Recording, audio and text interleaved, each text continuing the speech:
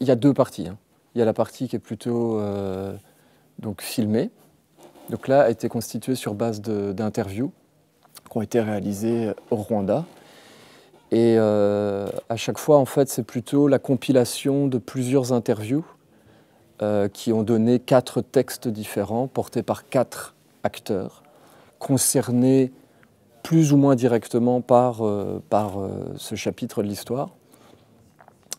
Et donc, on suit le fil de ces récits-là. Par contre, dans la partie live, dans la partie radio qu'on voit, qui est en live donc dans le studio, là, je dirais que, pour prendre des chiffres, 95% de tout ce qui est dit a été réellement dit à l'antenne de la RTLM, Radio-Télévision Libre des Mille Collines. Alors, ce n'est pas une émission, on ne rejoue pas une émission, mais c'est une compilation, là encore, de toute une série d'émissions qui ont eu lieu principalement dans les 3 mois qu'ont duré le génocide.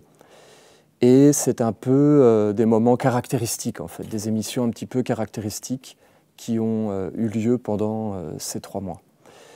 Alors je dis 95%, donc 95% pour les Français, parce que c'était une radio donc qui essayait un petit peu de s'inspirer des radios libres européennes ou américaines. Et donc il y a toute cette partie de live, d'improvisation aussi, qui dénotait beaucoup par rapport aux radios officielles, notamment la radio officielle du Rwanda. Et donc il y avait voilà, plusieurs speakers en même temps qui parfois se coupaient la parole. Et donc sur base de choses qu'on a écoutées, entendues, on a lu les transcripts, on a pu aussi nous donner un petit peu de ce live-là. Donc il y a des toutes petites parties d'improvisation, mais qui sont tout à fait dans le contexte idéologique de l'époque. Donc, comment on a fait? On a eu beaucoup d'informations, de transcripts d'émissions grâce aux procès qui ont eu lieu, notamment le procès contre les médias qui a été instruit à Arusha par le tribunal pénal international pour le Rwanda. Et là, ils ont récolté énormément d'émissions qui avaient été enregistrées donc, sur des cassettes audio à l'époque. Et ce qui est assez particulier, intéressant, c'est que beaucoup de ces cassettes ont été transmises par les anciens soldats du FPR, donc qui était l'armée rebelle qui luttait contre les forces génocidaires et qui écoutait en fait cette radio et qui parfois enregistrait les émissions, parce que c'était l'incarnation de la voix de l'ennemi d'un certain côté. Et voilà, et donc ces cassettes ont été données pour instruire les procès. Donc il y a des centaines d'heures en fait d'émissions. Et voilà, qu'on a lu, qu'on a compilé, et puis on a essayé de reconstituer une émission type, en fait, avec, qui reprend un peu les différents ingrédients idéologiques, certes, les appels au meurtre, oui, mais aussi tout le bagage d'émissions qu'on pourrait qualifier normales, c'est-à-dire les informations internationales, les informations locales, il y a un quiz, enfin, il y a toute une série d'ingrédients qui donnent l'apparence d'une normalité. C'était... Allez, je vais donner une petite anecdote. C'est que, bon, forcément, on a rencontré beaucoup de gens, beaucoup de Rwandais qui, à l'époque, ont écouté cette radio. Et pour plusieurs des personnes qu'on a rencontrées, c'était justement des gens qui étaient chassés, qui étaient traqués. Et les gens écoutaient aussi la radio, parce que la radio donnait des informations. Par exemple, on savait si la maison, par exemple, dans laquelle on se cachait, avait été découverte. On savait qu'il y avait des gens qui se cachaient dans cette maison. Donc il fallait écouter la radio parce que on pouvait apprendre que les milices allaient arriver pour essayer de vous tuer. Et plusieurs personnes nous ont dit que malgré l'horreur de la situation, la peur, eh bien, parfois, les gens riaient eux-mêmes, alors qu'ils étaient traqués aux blagues qui étaient faites à la radio, par notamment un des speakers qui était très très connu à l'époque, donc Cantano, qui était réputé comme un clown, comme quelqu'un qui faisait vraiment rire, qui utilisait extrêmement bien la langue, qui la détournait beaucoup, et qui faisait rire même les victimes potentielles de ce discours-là. Notre ligne de conduite, c'est de montrer comment les gens peuvent être aspirés. On ne parle pas de toute la mécanique génocidaire, on prend l'un de ses rouages, qui a été un média, cette radio. Et à l'intérieur, on présente des gens qui fonctionnent dans ces rouages-là. En gros, ce qui est intéressant, c'est de voir qu'il y a eu tout un choix assez intelligent dans le choix des personnes qui allaient animer ces émissions-là. Il ne faut pas croire que c'était simplement des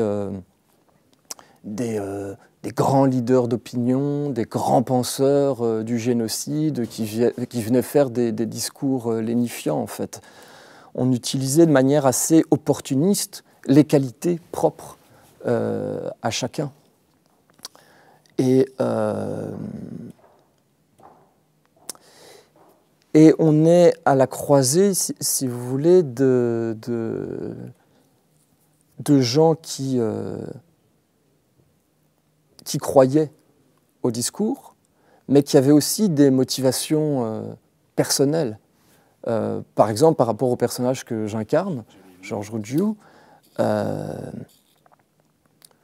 fait, tout à coup, de faire un travail de journaliste, de s'improviser journaliste, d'être tout à coup quelqu'un de connu, d'influent, une voix qui compte, dans un pays qui ne connaissait même pas quelques années auparavant, évidemment, ça apporte une grande exaltation, ça rend la vie extrêmement intense. Et il peut être très bien utilisé, en fait, à l'intérieur, comme je sais que Cantano, par exemple, ce personnage, donc ce clown, cette personne, je me souviens d'une personne qui m'avait dit que ça a été un grand drame, en fait, quand on a appris que Cantano avait été recruté par la RTLM.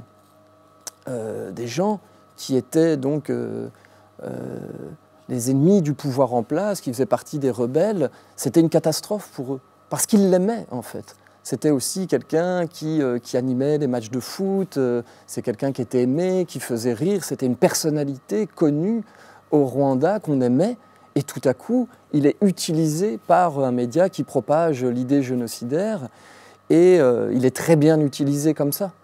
Donc,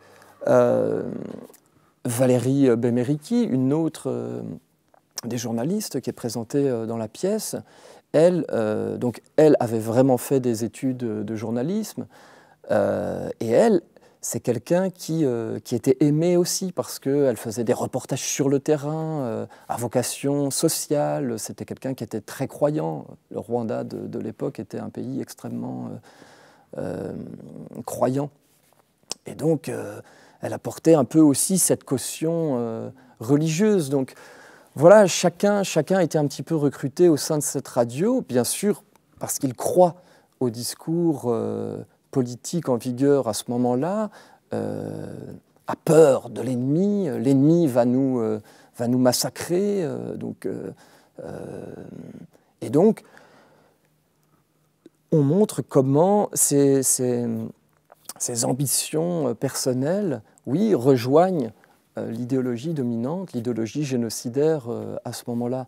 Donc évidemment, c'est, oui, des humains avec leurs petits désirs personnels qui rejoignent une entreprise de destruction. Bon, nous, c'est clair qu'on veut parler il y a toute la dimension historique, donc avec toute une tentative de reconstitution, qu'est-ce qui s'est dit, comment ça s'est pratiqué, comment le média se pratiquait à ce moment-là. Mais évidemment, pour nous, il y a un écho avec la radio telle qu'on la connaît ou l'utilisation des médias tels qu'Internet, etc. Et des émissions extrêmement populistes qui utilisent de manière extrêmement opportuniste toutes des thématiques, toutes des choses, tous des sujets assez brûlants au nom d'un, comment dire, comment on appelle ça, de ne pas faire du politiquement correct, etc. Des matinales à la radio où les gens appellent, déversent tous leurs problèmes, etc. Enfin, j'en entends tous les jours. Et c'est des émissions qui avaient été pensées aussi sur ce modèle-là et qui fonctionnaient extrêmement bien. D'un certain côté, c'était une... voilà, par exemple, l'Europe appelait... les anciennes colonies africaines à la démocratisation, à la libéralisation des partis politiques, que les masses populaires puissent s'exprimer, etc. Bien, c'est une radio qui joue extrêmement bien ce jeu-là.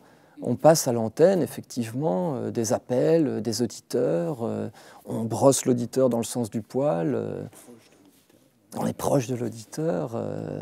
Donc, il y a, c'est entre... voilà, je vais dire, du populisme et certaines extrémités de ce que peut donner le système démocratique aussi, d'un certain côté.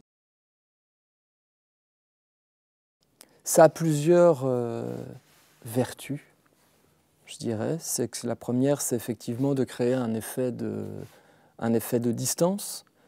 C'est aussi pour, je veux dire, utiliser vraiment les possibilités de la radio, puisque, donc, comme vous le savez, comment dire, donc, l'émission n'est pas enregistrée, l'émission est diffusée en direct sur ondes courtes, ondes moyennes. Et donc, les gens, les spectateurs, disposent tous d'une petite radio, en fait, connectée à des écouteurs, et on entend, comme à la radio, en fait. Et on peut aussi enlever ces écouteurs et avec un effet de distance, voir derrière cette vitre des gens qui blablatent, mais on ne comprend pas ce qu'ils disent. Et donc, c'est vraiment reconstitué. Si on enlève les écouteurs, on n'entend rien. Alors, on entend autre chose. On entend l'enregistrement, en fait, de bruits qui ont été enregistrés quand on était au Rwanda. Donc, par exemple, la pluie,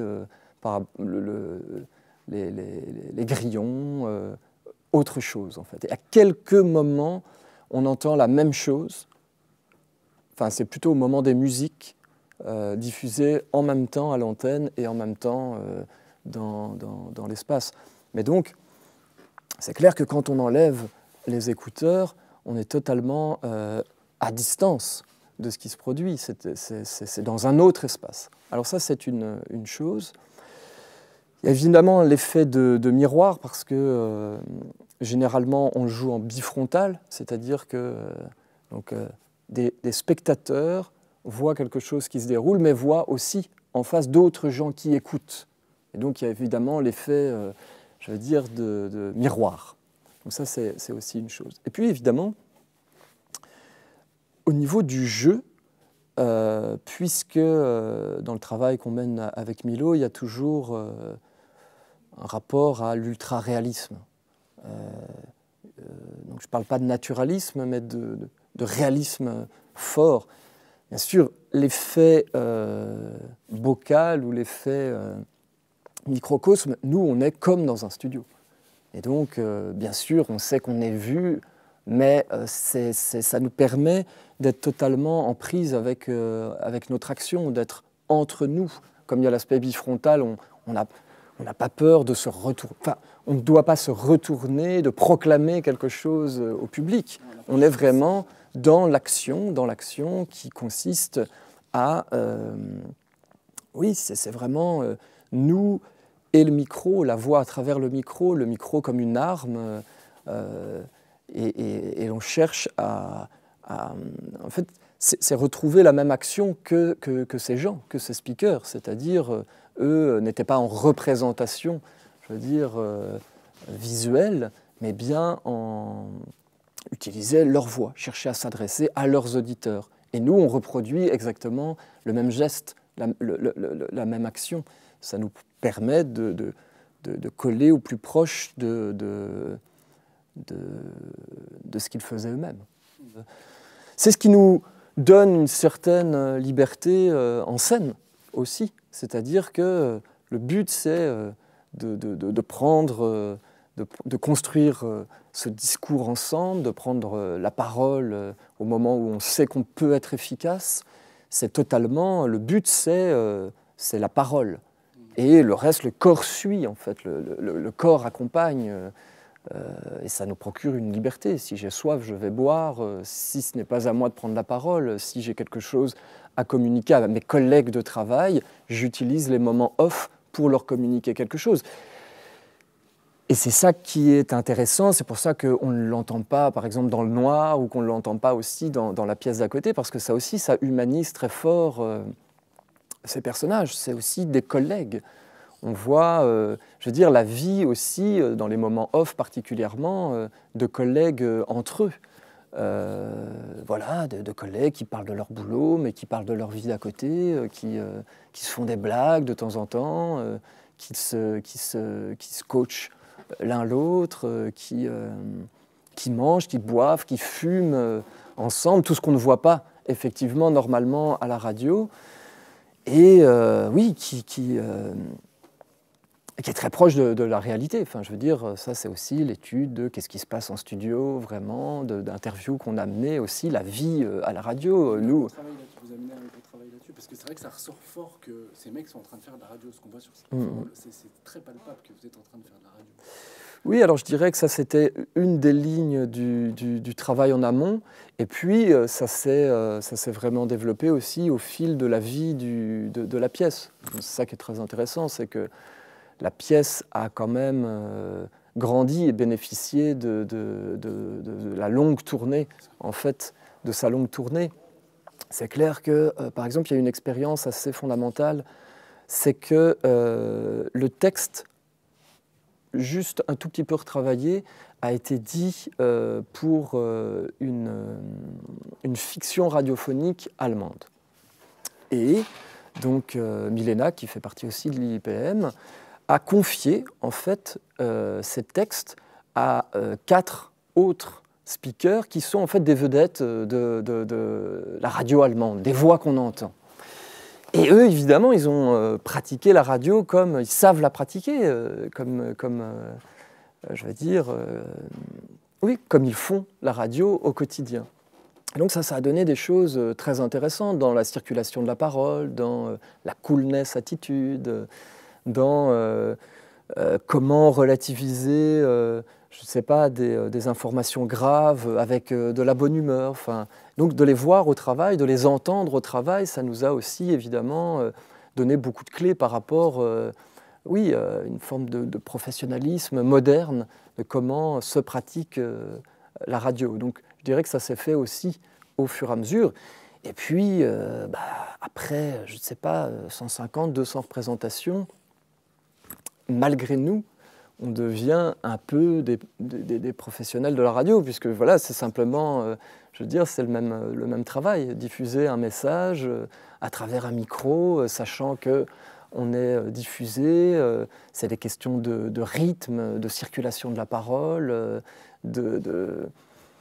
voilà, d'équilibrage entre la prise de parole et d'autres médias, comme des appels téléphoniques, comme de la musique, etc.